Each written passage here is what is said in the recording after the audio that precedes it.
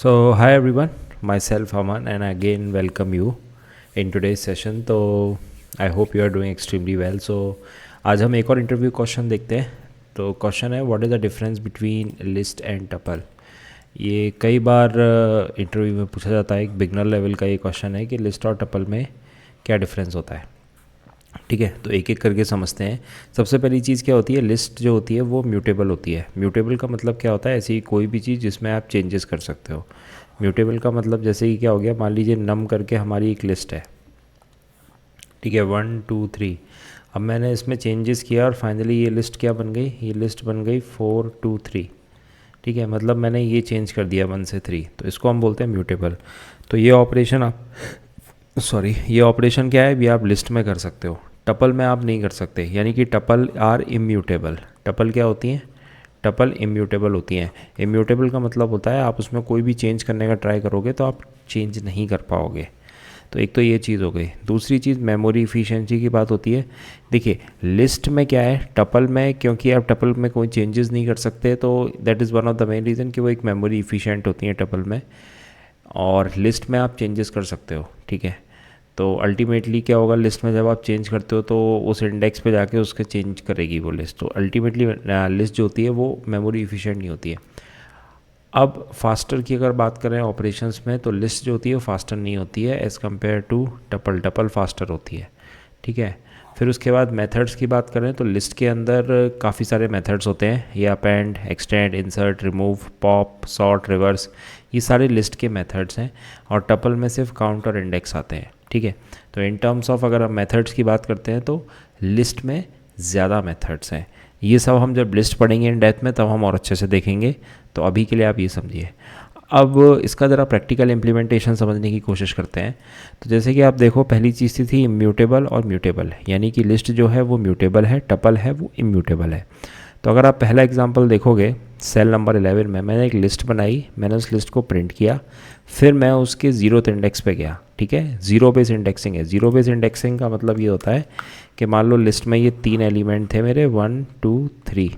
तो ये 0 पोजीशन पे, ये सेकंड 1 पे, ये 2 पे. ठीक है, तो मैं इस कोड में कर क्या रहा हूँ, मैं कोड में कुछ नहीं कर रहा हूँ. मैं ये बोल रहा हूँ कि 0th इंडेक्स पे जो एलिमेंट है उसमें आप 12 असाइन कर दो. तो अल्टीमेटली 1 की जगह क्या आ जाएगा, 12. तो हमने फिर प्रिंट एल किया, तो प्रिंट एल में क्या आ गया, 12 2 3. अब यही चीज़ मैं क्या बोल रहा हूँ, टपल जो है, टपल इम्यूटेबल होती है. तो देखो ये एक टपल बनाई हमने, टपल में हमने चेंज करने का ट्राई किया 0th इंडेक्स पे, तो अल्टीमेटली क्या हुआ, एरर थ्रो कर दिया. एरर थ्रो कर दिया, type error, tuple object does not support item assignment. आप असाइनमेंट नहीं कर सकते इसमें. ठीक है, दूसरी इंपॉर्टेंट चीज़ जो इंटरव्यूअर टिपिकली पूछते हैं, थोड़ी ट्रिकी चीज़ है, इसको बहुत ध्यान से समझना, बहुत सिंपल चीज़ है.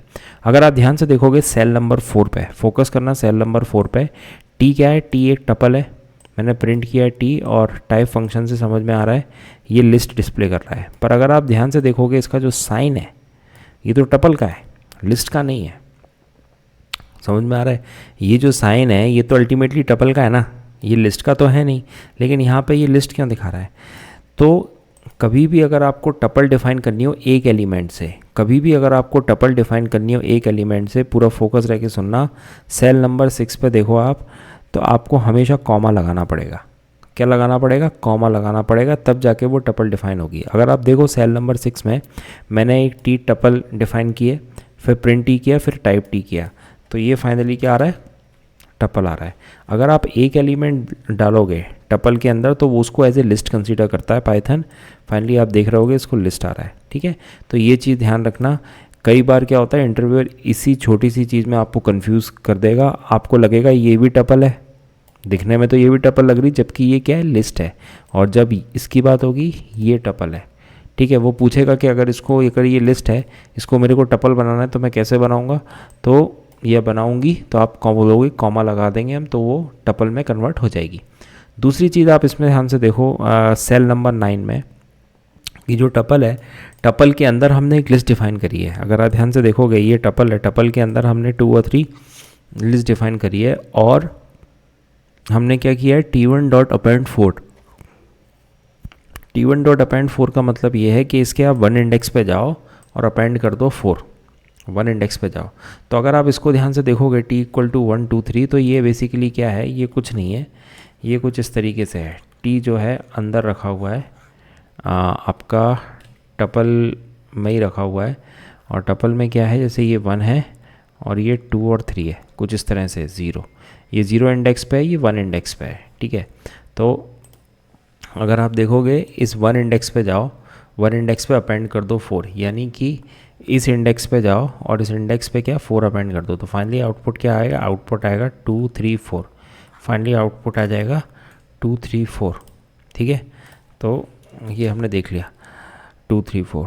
तो उम्मीद करता हूँ ये आपको समझ में आया होगा कि लिस्ट और टपल में क्या डिफरेंस होता है। और सबसे इम्पॉर्टेंट चीज़, ट्रिकी पार्ट, कि अगर आपने टपल में एक एलिमेंट डाला, टपल में अगर आपने एक एलिमेंट डाला तो वो एज ए लिस्ट काउंट करता है, और इसको अगर आपको टपल में कन्वर्ट करना है तो कुछ नहीं, आपको कॉमा लगाना है, ठीक है।